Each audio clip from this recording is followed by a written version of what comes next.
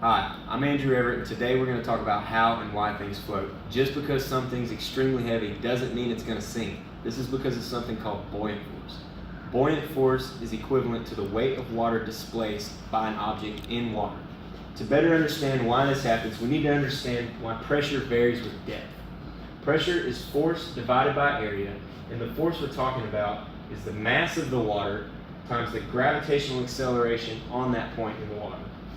By looking at the equations at pressure point 1 and point 2, their areas are equal and the gravitational pull are equal. Therefore, the mass at 2 is greater than the mass at 1, meaning the pressure at 2 is greater than the pressure at 1. This helps us understand the reaction forces that surround the objects submerged in water, because the horizontal forces actually cancel one another out. They are at equal depths and the pressures are the same. This leaves us nothing but vertical forces. So we're going to name this force 1 at point 1 and force 2 at point 2. We need to understand a little bit more about these forces, and we can do that from the density equation. From the density equation, we can derive mass is equal to density times volume.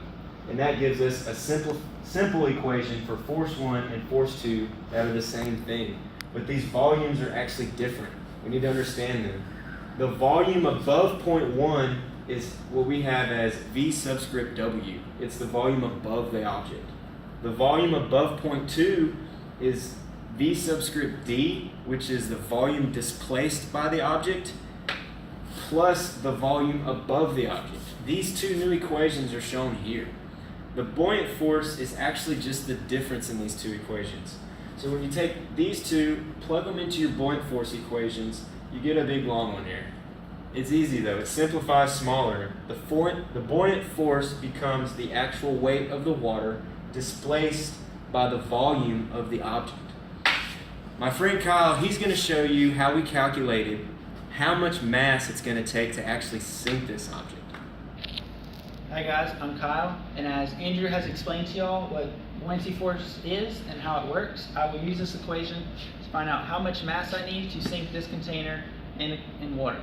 Now, to sink this container, I will need to find my buoyancy force to find my mass, but to find my buoyancy force, I need to find the maximum buoyancy force, and to do that, I need to displace the most volume of water.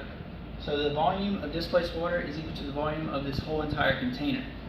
So using this formula, we find out that density is 1,000 kilograms per meters cubed, gravity is 9.81 meters per second squared, and the volume of this box is equal to 0.000172 meters cubed.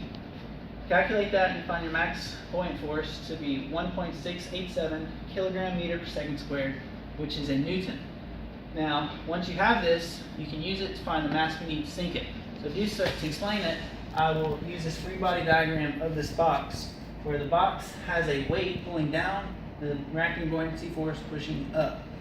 Now, if you make these equal to each other, that is a changing point to whether this box will sink or float. Now, weight is equal to mass times gravity, and if you solve for the mass, it is equal to the weight divided by the gravity.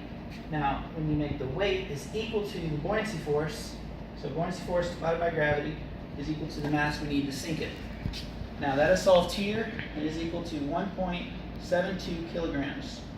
Now, if I add a washer, and I find the weight of the container and the washer is equal to 0.103 kilograms, then it's lighter than this weight, so it should float.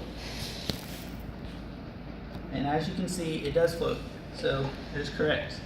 Now, if I add another washer, then the total mass of this container becomes 1.76 kilograms, which is a little bit larger.